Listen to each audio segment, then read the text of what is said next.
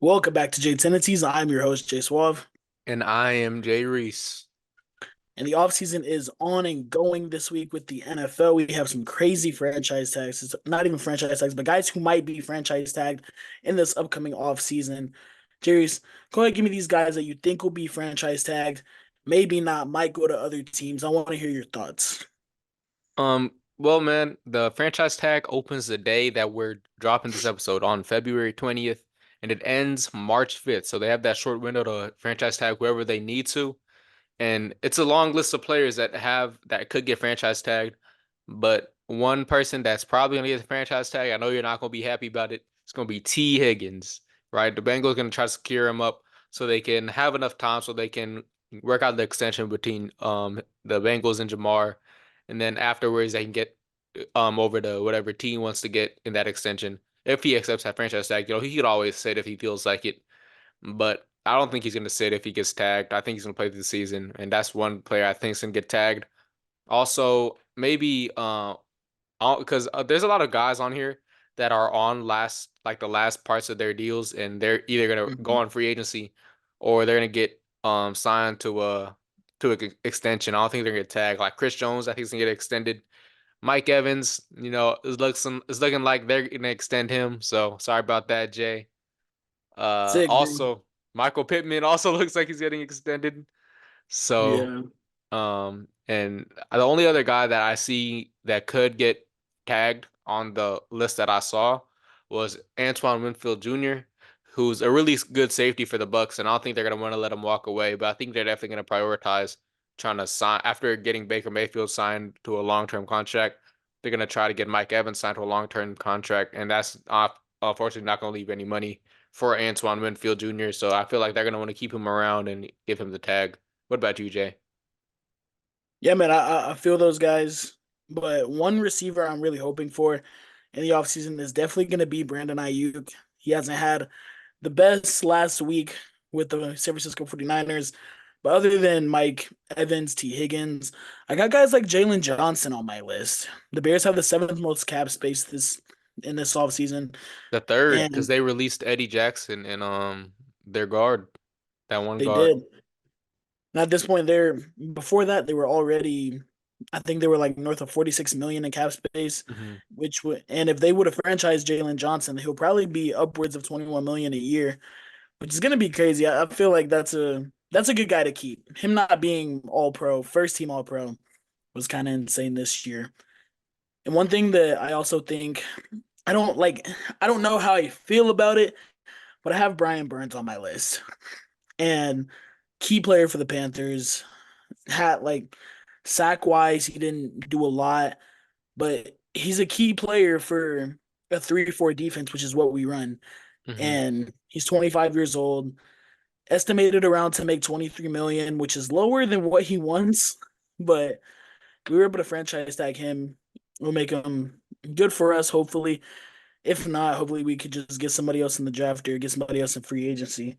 If y'all But do go ahead and franchise tag Brian Burns, I don't think he's gonna play for y'all next season. I really think if y'all do end up tagging him, it's gonna be a tag and trade to um suitable, trade partner, just so you can get some compensation and then, try to get something for Brian Burns instead of letting him walk away for free. most definitely. And one guy that needs to be franchise tagged, Justin Matabuke, McKinney North legend, Baltimore Ravens, recorded 13 sacks this year, most of any Baltimore Raven in what, not even 13 years, 19, I mean 9 years. Damn. But he probably, I'm hearing that he'll probably receive a contract that's averaging right above 20 million. That's a guy you got to keep, especially at D tackle. You won't see people going crazy like that, especially the Ravens haven't seen it in 9 years. So Hmm. just guys like that. I think One most definitely. You said what? I was gonna say one more guy that we could be on the lookout for on getting tagged would be L'Jarius Sneed. Yeah. Because he's gonna get a contract somewhere else and someone's gonna offer him a lot of money. So I don't know if they're gonna wanna tag him. I mean they're definitely gonna want to because they're gonna want to keep him around, especially after the season he just had. Because ever since he came into the league, he's just gotten better and better, and he just looks like he's up, still going up. I don't see any decline happening anytime soon for L'Jarius Sneed. So if I'm the Kansas City Chiefs, after I secure a contract with Chris Jones, I'm looking to extend Snead, if not give him that tag to keep him around another year, especially if they want to go ahead and three-peat like they're all saying. Because Chris Jones is the first guy they need to lock up, who's also a tag option, but I think they should really just lock him up on a long-term contract and probably just tag Snead. But what do you think, Jay? Yeah, I feel like the cost of keeping him is kind of high. You got to think that they drafted four corners in 2022 and Hmm. one corner last year. So they've been prepared to lose L'Jarius Sneed for a minute. And if they franchise tag Chris Jones, which they most likely will, it's going to be over $32 million, and which is going to leave around 18 million for Sneed. And he's going to want more than 18 million. So I'm thinking that he might go somewhere else because I don't think they agree on a long-term deal. I think he goes somewhere else. I think Chris Jones is gonna agree to a long-term deal though, so that's why I'm thinking that they're gonna franchise tag Snead in the end. Because that wasn't the same report I saw where they're looking to get a long-term deal on with Mike Evans with the Buccaneers. It's the same thing they said with the Chris Jones and the Chiefs because they said Bro, Chris Jones was the second best player in that Super Bowl for the Kansas City Chiefs, which I would agree. So it's up in the air. It's either Chris Jones or Trent McDuffie. But Chris Jones had a significant impact on that game, and without Chris Jones, they definitely wouldn't have won that game. So at all. I think Chris Jones needs to get secured on that long term deal. Saquon, if he gets tagged again, I don't like that idea at all. I like because they're probably going to tag him because I don't think the Giants are going to be able to work out a situation where they give him the money he wants, and then they're not going to want him to leave because he's one of the best backs in the league. So that should be an interesting situation to watch in the upcoming days. Yeah, if I was Barkley, I'd want to leave, bro. Hmm. No cap. I They want to heard keep Daniel Jones, bro. I Like, heard they're there's looking at no what's it way. called? I heard they're looking at Saquon's looking at LA or Harbaugh's looking at Saquon. And that That'd be insane. Bro, just nowhere where he'll get injured, bro, because like hmm he, Saquon is 27 years old. yeah. Like you think about that, you're like, dang, like I just saw him in the league a couple years ago, like as a rookie. He's Hmm. 27 years old. His franchise tag is $2 million more than it was last year. But him trying to like finish out his career in New York, I don't see it, bro. Yeah. He's definitely gonna want a ring or go somewhere behind a good old line that can protect him. Yeah, bro. And I don't even think y'all won't even franchise. When's the last time y'all franchise tag somebody? Philly, I don't even know who Deshaun we Jackson. franchise tag, bro. I don't know I who think it we was can. Deshaun Jackson. Bro, I don't know if we can franchise tag anybody right now. Like there's nobody leaving that we can franchise tag. Yeah, that is insane. So the only thing that we're gonna do in this offseason is probably we're gonna try to restructure Hassan Reddick's contract or maybe try to extend him so we could stay longer if we don't find a trade partner for him. But I know our highest priorities are going to be re-signing Devontae on a long-term deal, which I'm really excited for because he's my favorite receiver in the league, and re-signing Landon Dickerson, who is really important, who's a really great guard, one of the best guards in the league right now. So we definitely need to lock those two up before anything else. Yeah. And one last guy I have on this list, Jonathan Greenard for the Houston Texans, was a dog this year, had 12 and a half sacks. His franchise tag is going to be around $20 million, which is, I feel like that's the rate just going around like Hmm. regular defensive end stuff like that. But you got guys like him. I think that's a guy you definitely want to keep. You got a young team. You want to keep your defensive line. It all starts in the trenches. Feel you, I feel you. So, Hey, another thing that happened in the NFL this last week, we didn't talk about because it happened right after we posted our last episode. But Steve Wilkes was fired. I do not agree with this choice, but what do you think, Jay? bro, I was sick, bro. Mainly because Steve Oakes was the guy that had us winning those games in that last stretch we had in Hmm. 2022. And he went to the 49ers, ran the whole year. Defense was smooth the whole year. But then you get to the Super Bowl. You hold Mahomes to what, 20 points the whole game? 19 points going into the overtime. 19 points going into overtime. And basically you lose the game and somehow it's Wilkes' fault. I guess I don't see what like the 49ers fans see, but the defense was good all year. To me, it was. Hmm. I mean, I get that like teams like the Ravens scored like what 40 on you, but that's the Ravens, bro. Like, what Yeah. other team is doing you like that? None. So I guess in the Super Bowl, you never really like you set the edge against Patrick Mahomes. Cool. And that's what you want to do against guys like him, especially with guys like Nick Bosa and Chase Young. I thought the scheme was okay. I didn't think that it was bad. I didn't think it was Hmm. enough to fire Wilkes. And now Wilkes is gonna go somewhere and run shit, bro. Like for real. Yeah, man, I definitely agree, man. I saw a stat saying last year with the Panthers, Steve Wilkes blitzed the ninth, it was like the ninth most out of anybody in the league.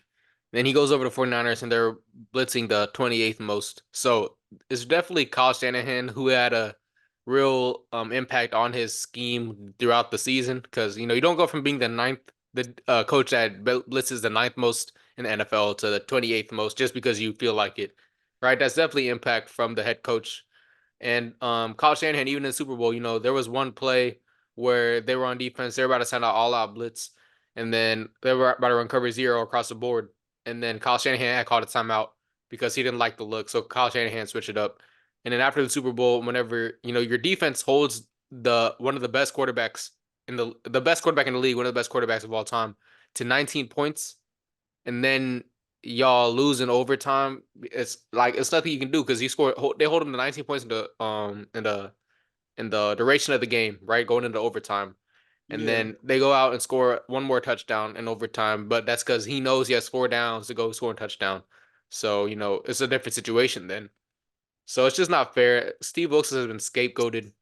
Kyle Shanahan is pointing the blame whenever Kyle Shanahan, we need to have that conversation about Kyle Shanahan now, who's lost 3 Super Bowls with double-digit leads. It was at the half, and then he had the most historic loss, 28-3. They came back, Patriots came back, and but Kyle Shanahan, it's not his fault, I guess, right? It's not his fault. So, Yeah. And I know it's true that the 49ers defense got worse, hmm but literally by 1 point. hmm Like Demeco Ryan's defense ranked number one in the league back in 2022. You get to Steve Wilkes, number three ranked defense in the league. 2022, the 49ers gave up 16.3 points per game. 2023, 17.5 points per game. hmm Imagine getting fired for letting up one more point. It's imagine getting insane to think fired about. for having a third-ranked defense in the league. It's insane. And like you think about the defense, whenever like things went wrong, it wasn't because of the scheme. It wasn't Hmm because of books. It was because you have guys like Chase Young giving no effort. hmm Like whenever Jameer Gibbs scored the touchdown, bro. Yeah, Like you have guys like him giving no effort. You have guys not playing their hardest in games, bro. Like things like that in the NFC Championship too. That's what really like shifts my gears, bro. I guess I don't understand. And a team like that shouldn't need a coach to motivate them to play hard. You feel me? feel you. So that's expected of them. Hmm But other than that, we're going to go ahead and switch over to NBA news. We just had All Star Weekend this past week. We saw Damian Lillard win the 3-point contest Back to and the back. All Star MVP. And even though, hey, talking about awards, my boy Jason Tatum, ain't nobody breaking his point record forever, bro, in the All Star game.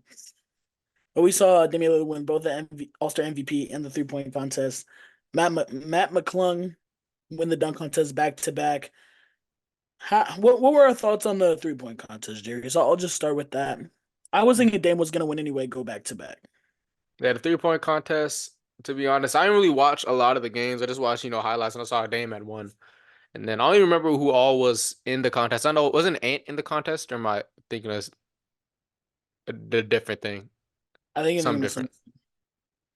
Because I'm but not sure if Ant was in. I just know I saw a video. Ant was out there throwing up left-handed threes, just messing around. no, But for real, bro. This man was like, screw it, bro. I'm shooting left-handed. I'm not mad at Dame Lillard winning. 26, great job from Dame.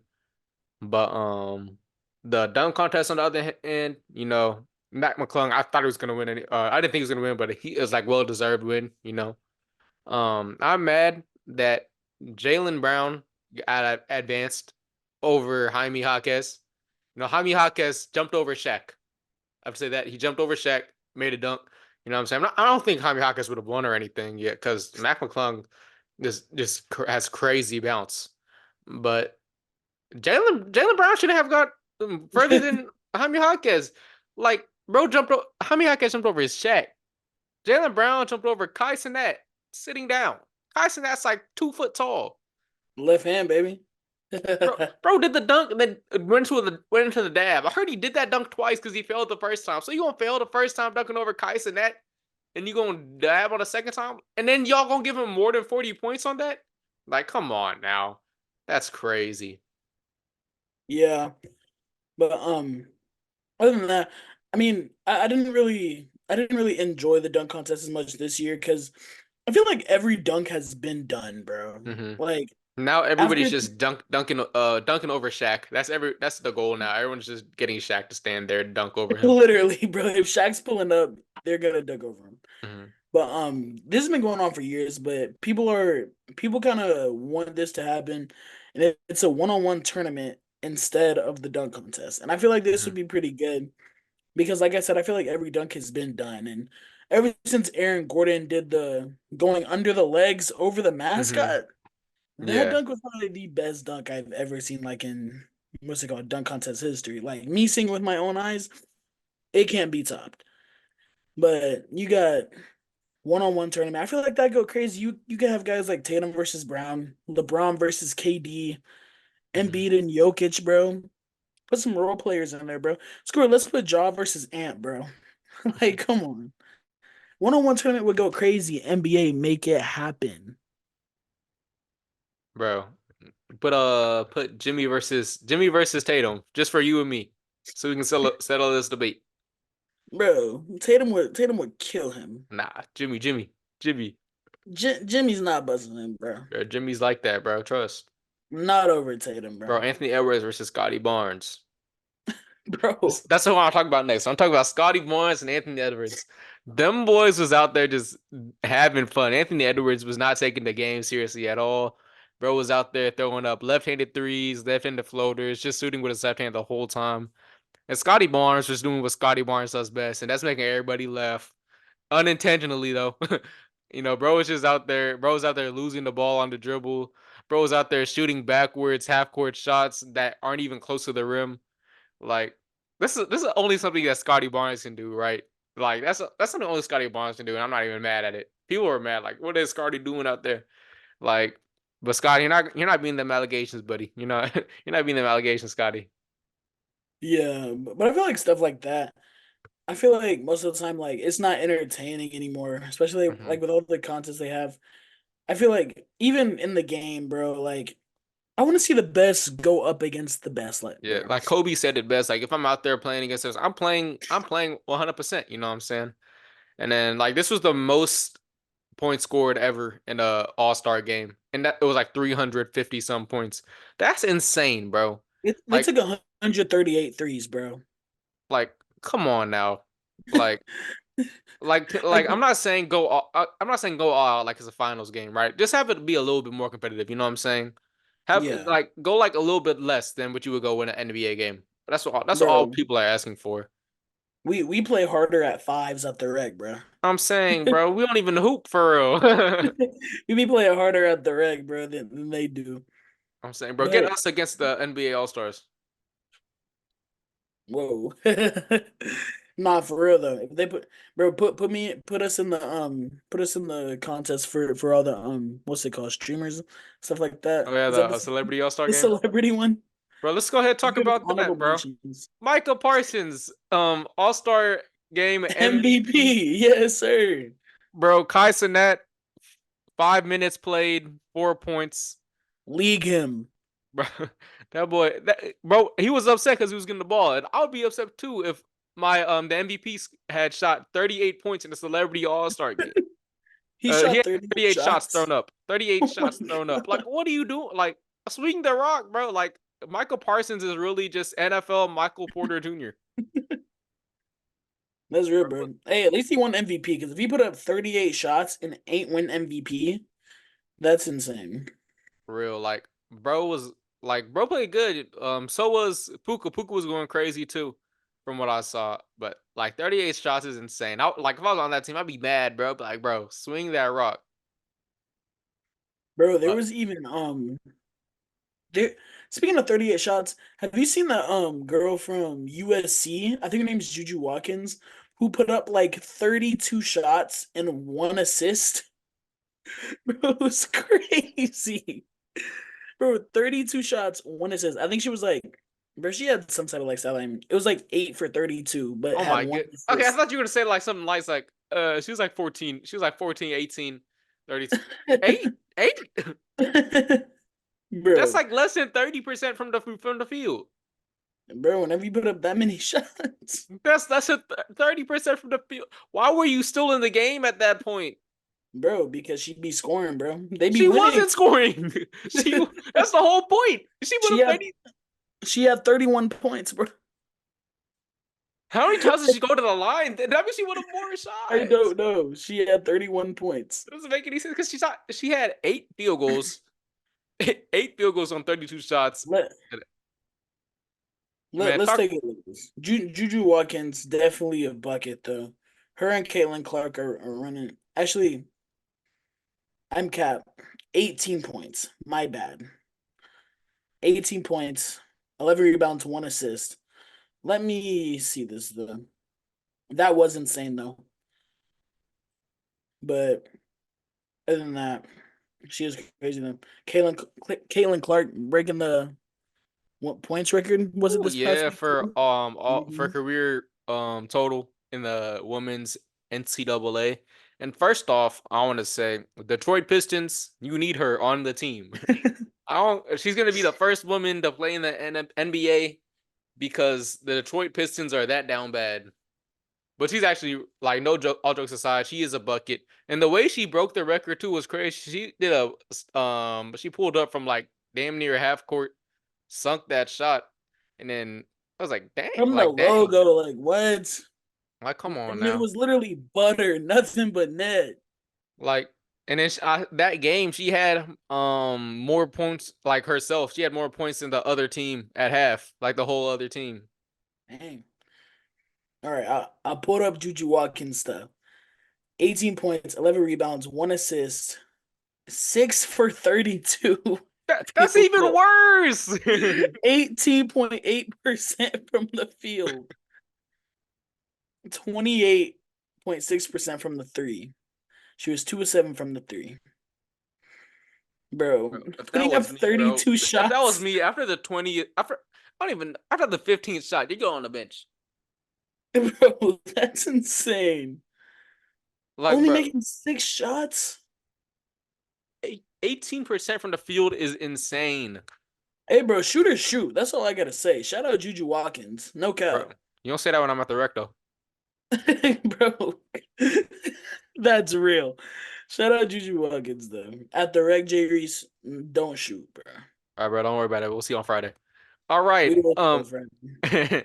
Steph versus Sabrina Ionescu. I don't know if I said that name right, I think it's but INSQ. INSQ, yeah. but Steph won 29-26. First off, her scoring 26. I don't care if she was using that WNBA ball. Her from going from shooting 26 from the NBA three is incredible, right? That's like just still insane. She would have beat she would have beat everybody in the 3-point contest except for Dame. Like think about that. She would have tied with Dame for the 3-point contest championship for champion. And the fact that she even gave Steph a little run for his money is still crazy because Steph is the greatest shooter of all time. She said, "I'm not even trying to be the greatest shooter of all time. I just want to, if I can make Steph sweat a little bit, then that's fine with me." And she did, you know what I'm saying? And a shout out to her. Kenny Clark was not Kenny Clark. Kenny Smith was saying, during that you heard what he was saying during afterwards. I I heard like about it. I didn't like actually see what he said though. What'd he Yeah, say? it was like it was just like She should have shot from the WNBA line. She already was shooting with the WNBA ball. How much help she needs, stuff like that. It's like it was really uncalled for because she's still a bucket. She was still putting in work. Like so what? The balls are slightly smaller. She's still out there scoring 20, getting 26 on the 3-point contest. So you can't take that away from her. You feel me? Yeah, bro, the belt that they have for the championship is kind of dope too. It's like a WWE belt. I don't think I saw But the belt. I was thinking that Sabrina was finna pull it Vin? out until Steph Oh. started heating up at the end, bro. Steph just started going crazy. I was like, Mhm. yeah, bro, Sabrina's cooked. But other than that, bro, like just seeing these people shoot, it's literally like a superpower, bro. Like I really don't understand. A perfect shot every time, nothing but net. I really Real, don't bro. understand it. And you got to give your props to Sabrina. Yep. It's not like I had Sabrina winning. I mean, I don't watch Sabrina like that, so I was like, of Mhm. course Steph's gonna win. But I know Sabrina's a good shooter. I know that from whenever she was in college getting buckets, and then her rookie year she was getting buckets. So I was like, I know she's a bucket if they gonna put her up against Steph. But I'm definitely gonna give her props. I'm hoping this can happen next year too. Mhm. I think they were talking about having A maybe two another. v two Yeah, with like her and Caitlin Clark. I saw that. bro, Caitlyn, bro, they'd win, bro. Mhm. Sabrina and Caitlyn Clark are winning if they go against Steph and Dame, Mhm. and Clark and Sabrina will definitely win. I think that, but the league should definitely do that next year. I think it'll be crazy. They're lucky I'm not in the NBA. I break all the records and everything like that. But it's cool for them. You know what I'm saying? I don't look at the camera like that. uh, but yeah, man, it was fun to see. It's cool to see stuff like that. You're getting some support shown to the WNBA on the big stage in the NBA. And that's a good thing. You know what I'm saying? It's a good because a lot of people discredit what the WNBA is doing because they don't get as many viewers. You know what I'm saying? That it's not. They say it's not as exciting, quote unquote, because they ain't dunking all that. Those are still professional athletes over there. They're still like everybody's saying it's not that impressive. These women will whip your ass in basketball. Like they will give you buckets. So don't discredit them, and yeah, if Caitlin Clark is there next season, they whooping Steph and Dame. Simple. Most definitely. So it's getting around that time. All of our superstars, all of our players we grew up on, they're getting old, Jaden. They're getting old. You got guys like LeBron, Steph, Westbrook, Paul George, even, you know, Man, it's a but it's a it's a tough time. It's a tough time. it's a tough time. But with that being said, this was talked about uh, earlier today, but who do you think can be the next face of the NBA? Who's gonna run this whenever everyone's gone? Well, you obviously get your obvious choices like Giannis, Jokic, and Embiid, those kind of guys.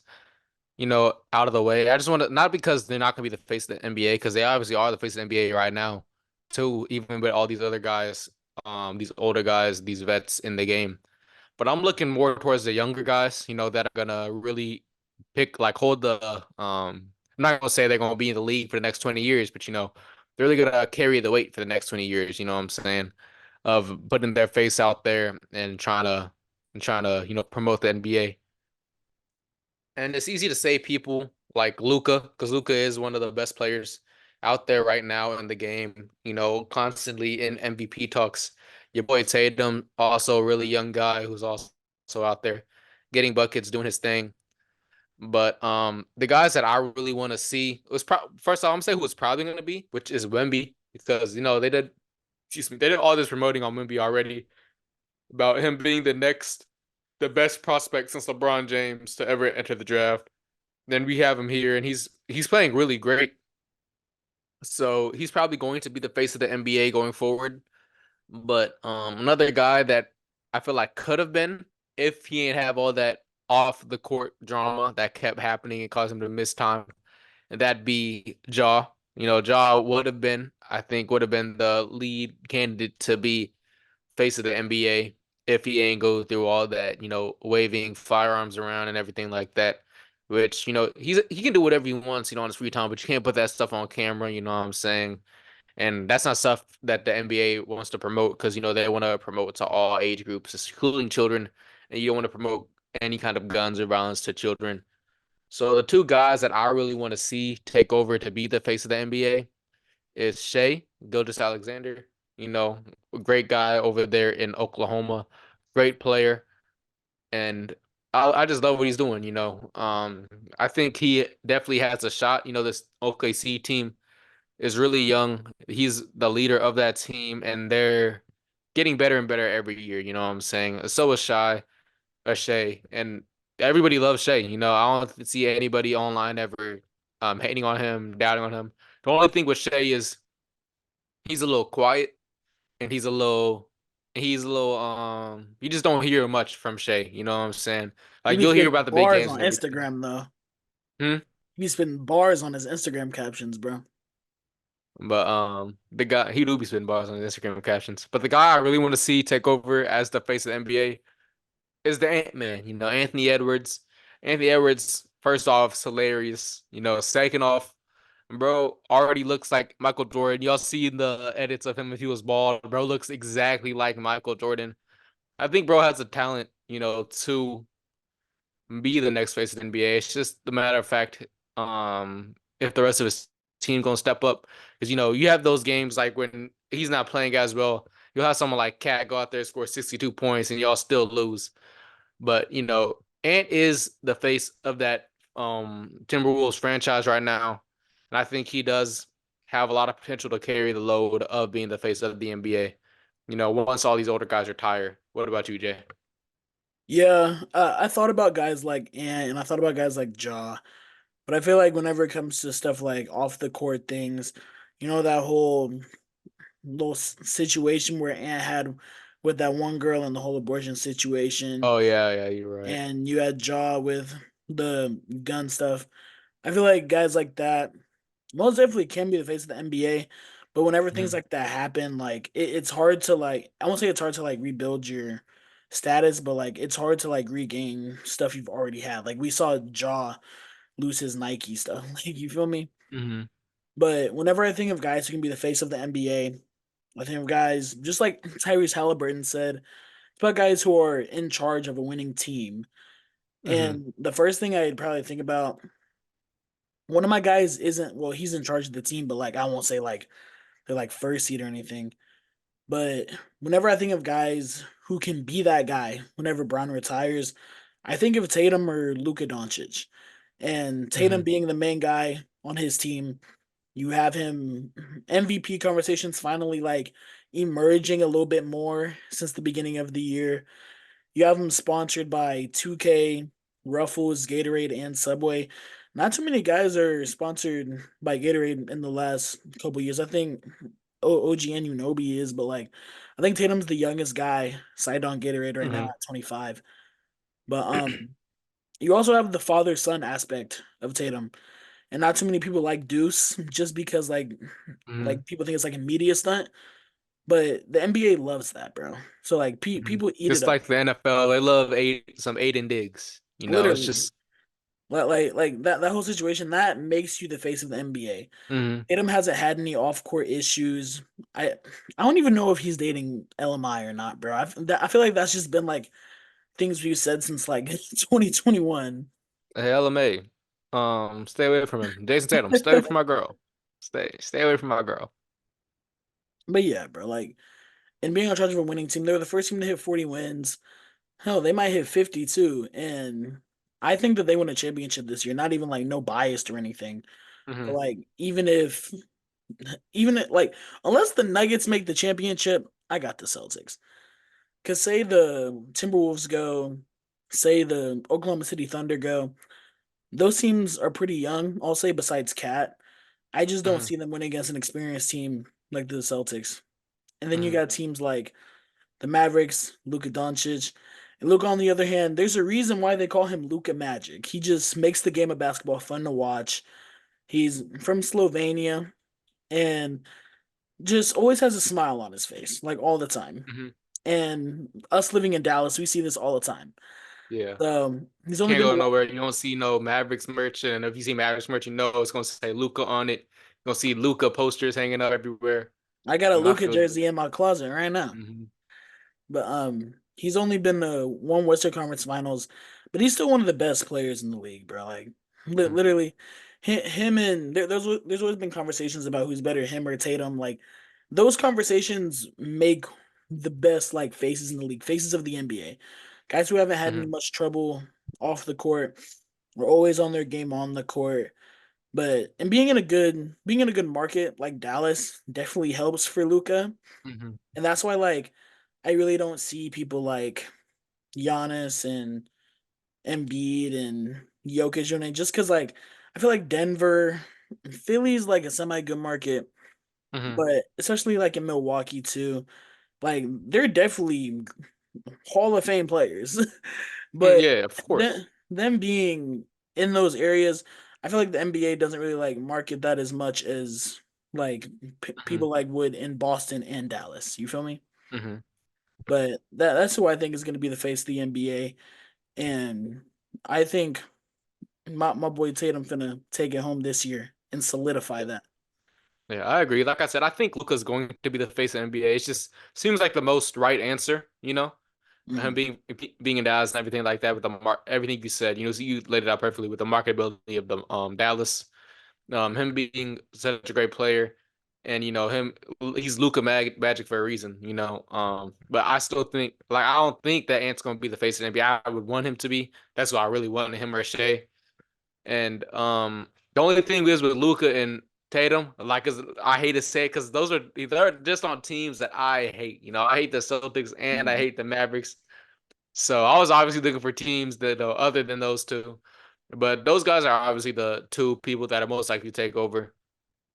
If yeah, anybody, I think Luca definitely more than Tatum because just because Tatum's in Boston, even though Boston is a big market for the NBA, it's just I still don't think that Tatum's gonna get the same kind of exposure that Luca's gonna get, and I just think like I think there are other options. I think like especially like I would say Giannis, but Giannis is getting a little up there in age. He's getting over there closer to 30. You know, um, I think same he's what thing with when. 29. Mhm. Same thing with Jokic and Embiid. I think Embiid. I'm not sure. I don't remember. I'm pretty sure Embiid though. But like that's why I was looking at the like really the younger guys in the game to see who because I want to look at who was gonna have the best chance for the longest amount of time, because Yeah, once KD and them retire, then I won't expect Giannis, Jokic, and Embiid and them to be far behind. They'll probably play like a few more years, like 4 or 5 more years, some after they retire. But Luca, Shea, Ant, Ja, Tatum, all them boys have a good 10, 12 some years left in them. You know what I'm saying? So those are the players I was really looking at to see who the future of the NBA would be. yeah, and I definitely do want to see Wemby up there too, Hmm just to see the Spurs kind of like go back on top like they were whenever we Be were the going new up. Tim Duncan of the Yeah, NBA.